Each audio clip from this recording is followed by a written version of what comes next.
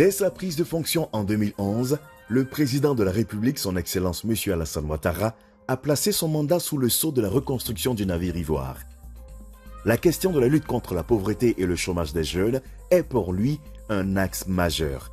Cette volonté politique a été réitérée ce 31 décembre 2022 dans le traditionnel message à la nation.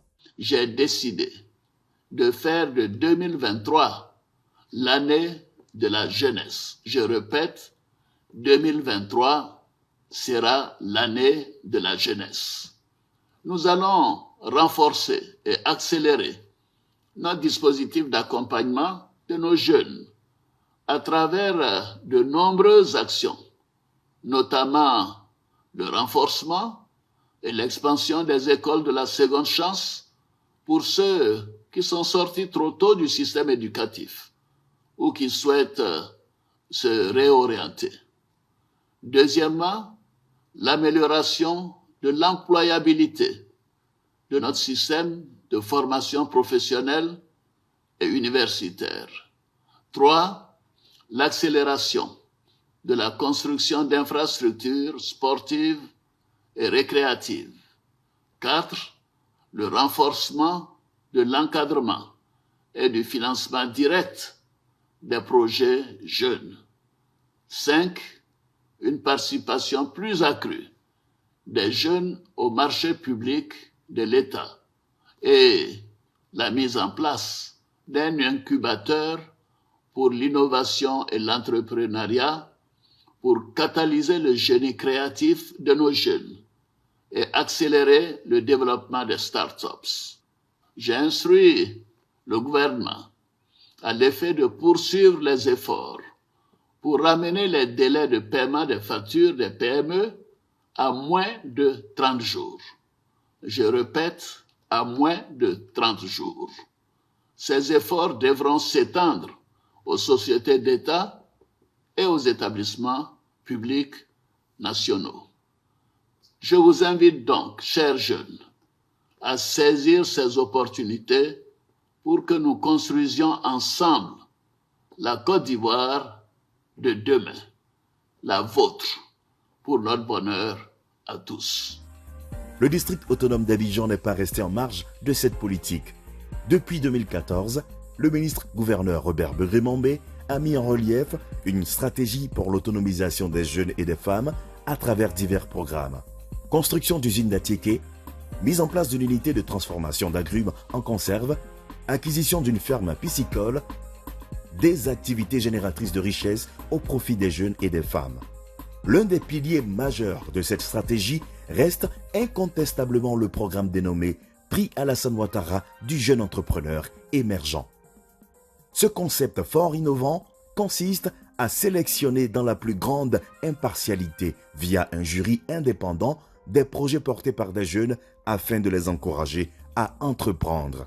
C'est une grande occasion que nous offrez de parler de ces prix de façon un peu plus détaillée. Ces prix répondent à plusieurs objectifs. C'est de manifester la volonté du chef de l'État d'accompagner les initiatives des jeunes en matière d'auto-emploi. Et cela en complément de ce que le gouvernement initie comme projet et en complément de tout ce qui se fait dans les régions de Côte d'Ivoire au niveau des directions, au niveau des conseils régionaux, au niveau des communes. Et nous accompagnons de cette manière cette grande politique d'auto-emploi au bénéfice de la jeunesse. Donc nous voulons leur offrir un beau plateau pour que leurs idées soient mises en application. En le faisant, on contribue à partager la richesse et à faire en sorte que les moyens dont nous disposons soient mis à la disposition du plus grand nombre pour que chacun puisse assurer une stabilité sociale et financière à sa famille.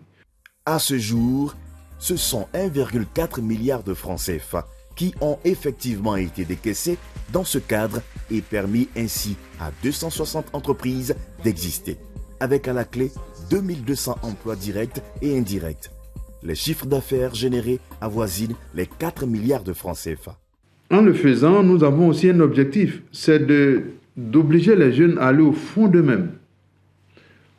Sur 1000 candidats, nous retenons 40. Ça fait moins de 5%. Tout ça simplement parce que nous voulons amener les jeunes à prendre conscience qu'ils ont des capacités cachées et qu'à un moment donné, il faut qu'ils les expriment. C'est un espace d'expression de la volonté que nous offrons aux jeunes. Écoutons à présent ce que des jeunes bénéficiaires de ce financement en disent. J'étais dans la précarité et c'est vrai que j'avais eu une phase expérimentale, mais ce prix m'a permis déjà d'étendre parce qu'avant j'étais juste à ce niveau-là. Lorsque il y a eu le premier décaissement, j'ai eu la voiture pour la livraison. Voilà, et j'ai augmenté un peu mon station. Donc je veux dire à ce niveau, je n'emploie 2 personnes permanentes et 3 contractuels. Avec le prix Alassane Ouattara, nous avons été les premiers bénéficiaires. Aujourd'hui, je suis très contente d'avoir mon premier fruit de mon premier décaissement. Et grâce à ça, je peux aujourd'hui dire à mes autres frères jeunes qu'eux aussi, ils peuvent arriver à ce résultat-là. Il suffit qu'ils aient le courage et la détermination. Parce que ce prix-là ne va pas seulement se limiter à nous, ça va continuer chaque année. J'encourage les autres jeunes à ne pas se décourager. Ceux qui ont eu à compétir et qui n'ont pas été retenus, je les encourage. C'est une réalité. Au début, je n'y croyais pas, mais maintenant, j'y crois parce que c'est une réalité.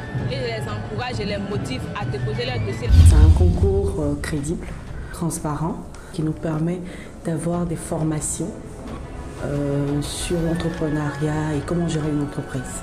Nous avons